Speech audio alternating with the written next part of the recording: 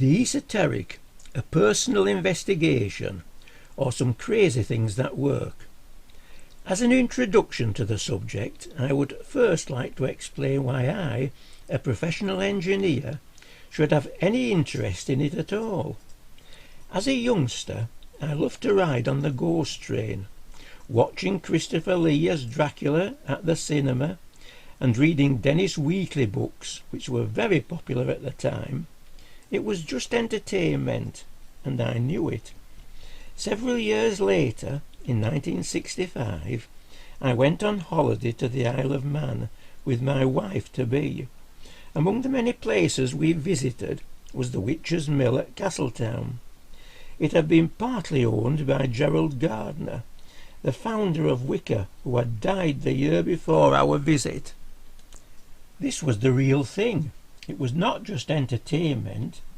Whilst there were some fascinating objects on display, I never had any desire to take part in the supposed practices, which seemed to be just an excuse for an orgy, and I never have had. It did, however, give me a desire to investigate if there was anything in the many branches of what is known as the esoteric which did actually work and could be put to good use. But do any of them work, and if so, how? Many of these things, including many self-help books, work on a range of principles which can be classified into several broad groups. I will attempt to briefly cover 4 of these, so that when you have grasped the principles, it will enable you to evaluate any system for yourself. Before trying to evaluate these systems, I would like to introduce you to the ideas of Carl Jung, ideas which may help you to understand the mechanisms behind some of these systems. Carl Jung was a Swiss psychologist who proposed and developed the concepts of the extroverted and the introverted personality, synchronicity, the collective unconscious, and archetypes. Put very simply, the mind can be considered as like an iceberg. The top section, which is visible above the water, is the conscious mind. That is, our thoughts and plans which are of our own making. Beneath the water is a much larger volume of the iceberg, which we cannot see. This is the unconscious mind. Jung proposed that this is also divided into 2 parts, the upper being the personal unconscious, and the lower part the collective unconscious. The personal unconscious contains most of what we call our individual personality, based on our own experiences throughout our lives. It contains our phobias and any other psychological problems we may have. It is also where our dreams are based. The collective unconscious, which is at a deeper level, was defined by Jung as a collective, universal and impersonal system which is identical to all individuals. The collective unconscious does not develop individually but is inherited. It consists of pre-existed forms, archetypes, which are mental forms whose presence cannot be explained by anything in the individual's own life, and which seems to have originated in the ancient history of the human race. To leave our considerations of the ideas of Jung, let us now consider the conscious mind. This is our everyday experiences or memories of them, and our plans for some action in the future. On the other hand, the subconscious mind is a very strange, powerful and wonderful thing. For instance, when we first learn to swim, ride a bike or drive a car, it can be difficult and we have to concentrate on what we are doing all the time. With much practice we are able to do these things without a lot of thought. The subconscious mind takes over and, with our conscious minds, we are able to have a conversation, plan a route or some other activity, so long as it is safe, of course. A personal example of this occurred to me many years ago when I was in my 40s. One morning I was driving to work, deep in thought about some project I was working on. Suddenly I became aware that I was driving up the road to a company I had worked for 2 years before, and this was even in a different town. My subconscious mind had in effect driven the car all the way, including through the town centre. I then had to turn round and drive to the company where I was currently working, in the next town, trying to think of a sensible explanation as to why I was an hour late. I hasten to add that I have heard of quite a number of people who have had similar experiences. It should be noted that willpower and determination, whilst needed to get us to the lessons and keep us there, will not in themselves make us better swimmers or drivers or whatever else we wish to learn. That needs practice and more practice. Sometimes the subconscious mind has to be tricked into doing what we want it to do, whether this is some positive idea we wish to introduce or a negative idea which is holding us back and we wish to remove. It is by this principle that many of the following systems of self-improvement work. Our conscious minds say that logically it is all rubbish and cannot possibly work, whilst our subconscious minds believe it and practice it, and to our amazement we often find that it does work.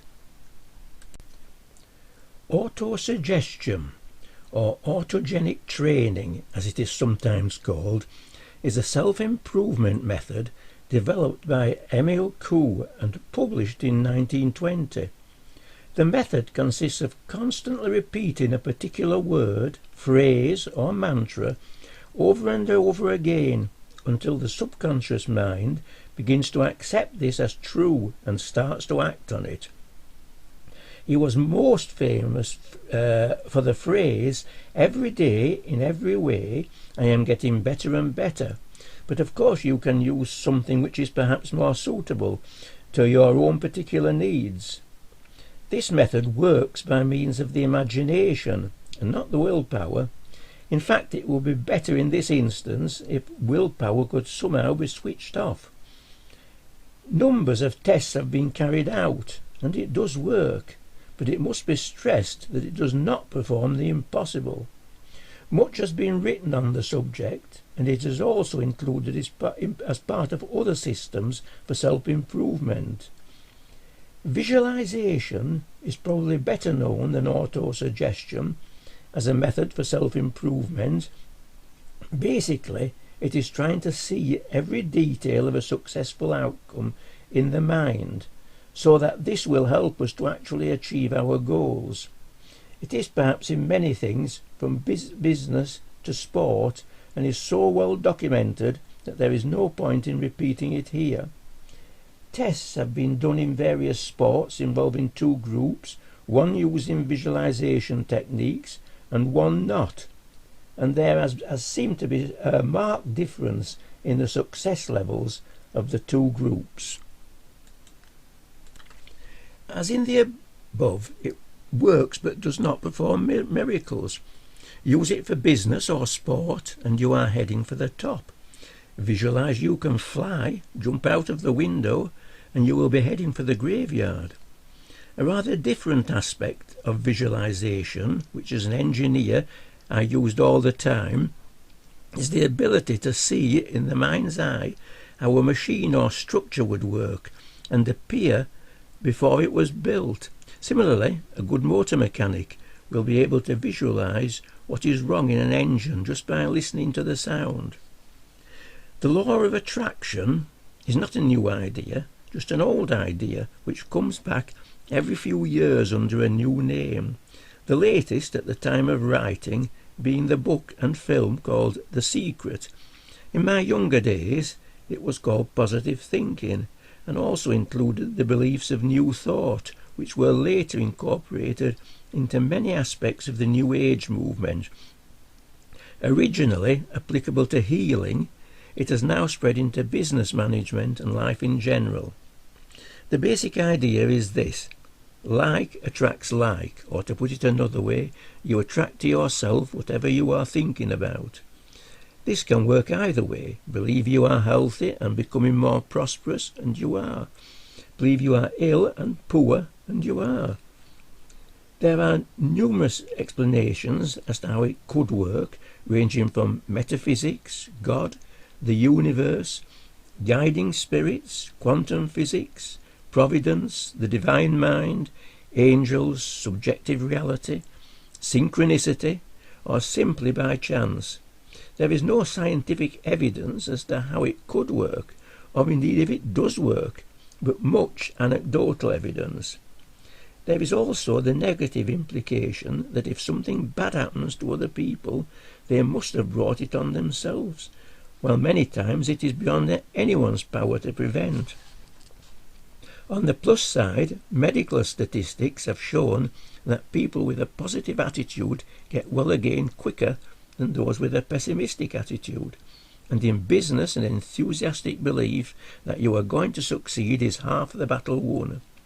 There is also the placebo effect, in which a patient with some form of psychosomatic illness is given a pill with no actual ingredients and starts to feel well again. Over the years I have had many personal experiences of this, but we'll mention just two which are typical. At one time I worked for a company who made a type of crane used in mills called a friction hoist.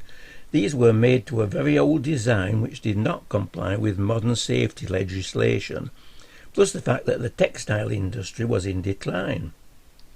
It was decided we needed a newer product for a new market, and we settled on a hydraulic crane used for lifting car engines and such like.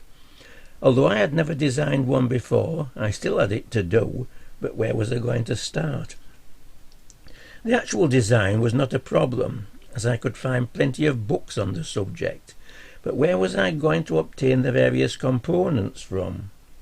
This was in the days before the internet. I found, in fact, the information seemed to come to me. I would see an advert in a magazine I had not seen before, or a salesman would come to the office who had never been before, selling the very item I was looking for.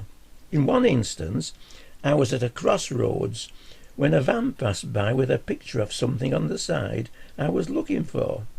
I had to write down the details before the lights changed to green. Bit by bit the new crane got designed, but it never got built, because our largest customer closed down, and so we had to downsize. Looking back, what am I to make of this? Certainly the law of attraction worked in this case, and in many others. But how? In the case of the magazine advert, it could simply be a case of increased focus, because I was more interested. But that could not explain why a complete stranger should come just at the right time, or the van should pass just as I was stopped at the crossroads. I have no answer, but one thing I do know is that it was not part of a divine plan or anything like that, because ultimately the crane was never made. The other example is quite recent. I was at an antiques fair looking round a stall of old books, hoping to find a biography of Rasputin, who I was particularly interested in at the time. I asked the dealer, but he said he had never come across one. I left that stall and was looking at some porcelain at a different stall just across the aisle.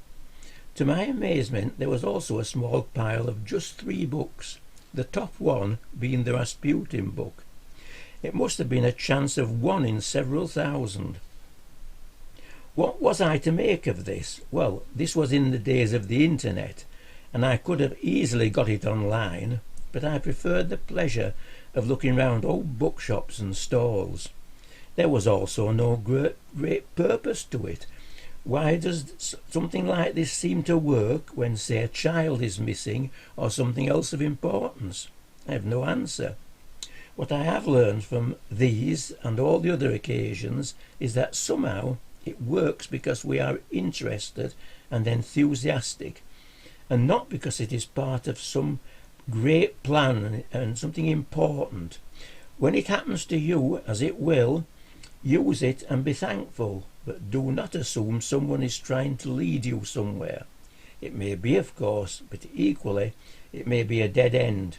Just be careful.